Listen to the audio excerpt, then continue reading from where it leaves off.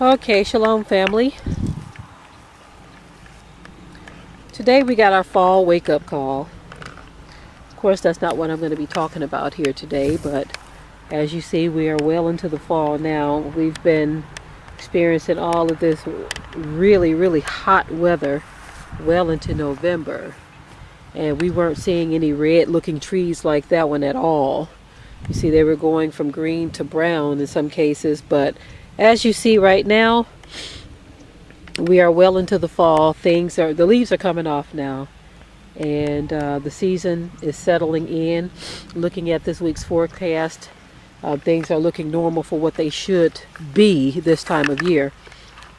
You see, as you look around, you can see we are going right into the fall as planned. I'm so thankful to the Most High for all that He has done and is doing. And I just wanted to talk with you this morning. This moment too. It's kind of chilly out here, so I may not be out here too long, but it's been a minute since I've been out and able to speak with you all. There's always a lot of things that we as a people need to focus on, and a lot of things that we need to discuss. I wish it was easier to have such discussions on a real tip, because I don't think enough discussing of things are going on. I think we need to start not just discussing, but putting into action some things that we need to be doing. Now, we know we just got over the election blues, right? But there's something else that is coming afterward. There are some things that we need to do as a people that I just don't think we're focusing on right now. I see what's happening. Okay? What our enemies have done and what they are doing. I'm going to turn around a bit, because I think if I turn away from the breeze, maybe turn in this direction, okay, it's blowing a certain way, it won't blow in my face so much, okay? Okay, this is a little better. I think what our enemies are doing is strategic warfare. Now, I'm not saying that we shouldn't focus on certain things in terms of understanding and seeing and having our eyes open, but I see what's going on is our enemies are using racism to get our minds off of the real battle. That is a very hot button topic in this country, because someone is stirring the pot of racism. Now, many will say that videos talking about racism is stirring the pot, or those who are keeping you in the loop on what's happening between the races are stirring the pot. No, that is not what's stirring the pot. The continued violence and discrimination, persecution, that's what's stirring the pot. But let me tell you, the media has a big part in that. The media wants us to focus on certain things so that we can't prepare our minds for the real battle. They want white to be against black and black to be against white, so that they, the moneymakers, can continue having fun. And we as a people are not really... See, other people, they can see the racially charged, other groups or other races, they can see the racially charged environment. And they can even participate in it. But while they're doing that, they're also securing their families. Notice how I showed an image the other day where you had some young white girls who were being trained in battle. They were being trained to fight, use weapons with precision. And the other image that I showed you was an image of young black girls who were twerking. They had a white picture of all these girls in this front yard in some urban area. They were all twerking, had their butts bent over and just doing their thing, you see. And our focus as a people has been on to make sure that our daughters are dressed a certain way so that they can win the twerk party, and so that they can get the attention, and so that this can happen and that can happen. And while we're doing all of that, while we're messing around and allowing our children to concentrate on that nonsense, you have other people training their children to be self-sufficient, to be able to take care of themselves, protect themselves, to do all kinds of things.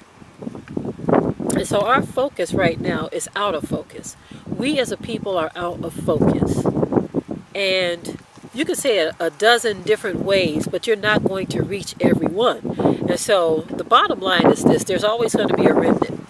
For those who don't want the truth, those who think that the government is going to be there to bail them out, which they've already proven that they have no interest in doing that.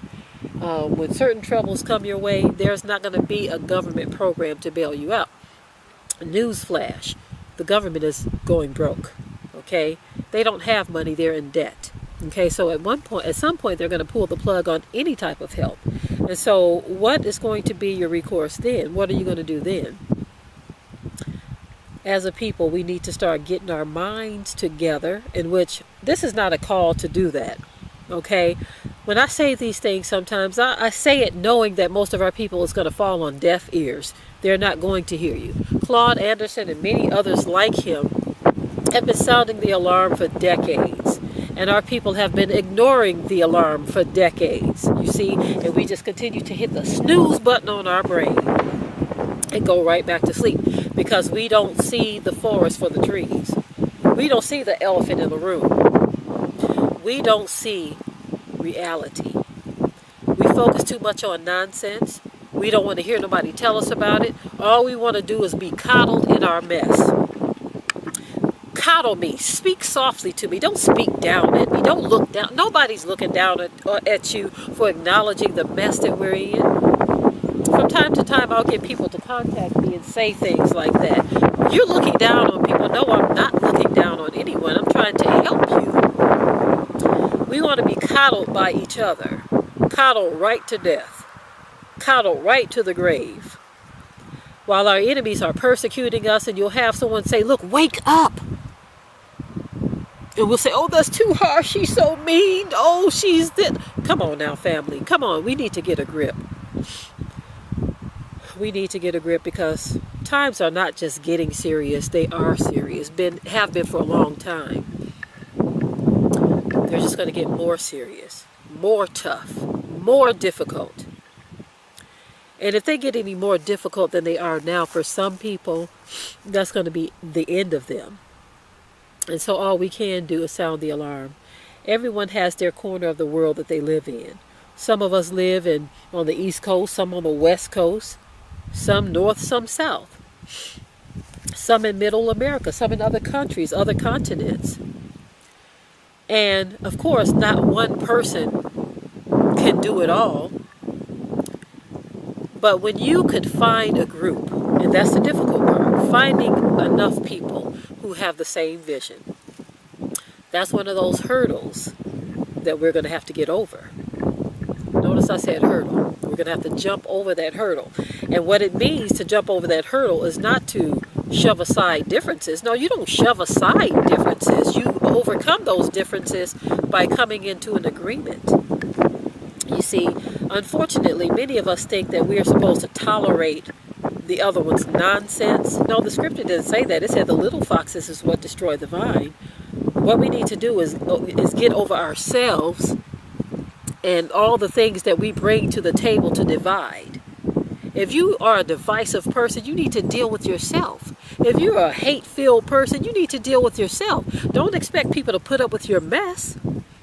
If you're one of those people who are just so mean and groggy all the time, you are the one who needs to get over yourself.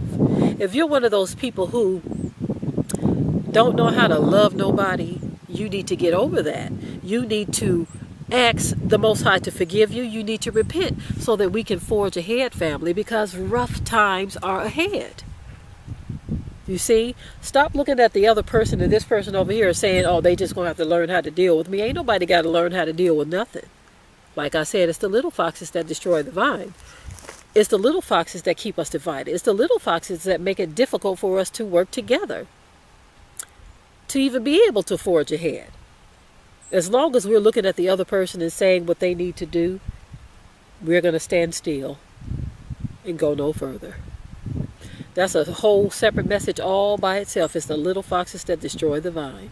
Well, anyway, family, I just wanted to put this thought out there that we need to redirect our focus, because yes, they are trying to point us in the direction of all of the racism, because we are the ones who are being victimized by it. But instead of us marching and complaining and singing songs, we need to come up with a plan that includes the Most High. Because anything outside of the Most High, you can hang it up, you can forget it. If your plan does not include the Most High, you can forget it. And unfortunately, most of us put our plans into action and we cut the Most High out of it. We think that we can overcome this enemy on our own. And if you think that, you are sadly mistaken. We need to get on our rusty, crusty knees, cry out to our Father, and figure out what it is we have done or we are doing that is keeping us separated from the Father. Because what we are doing is not working, family. And with that, I will say shalom.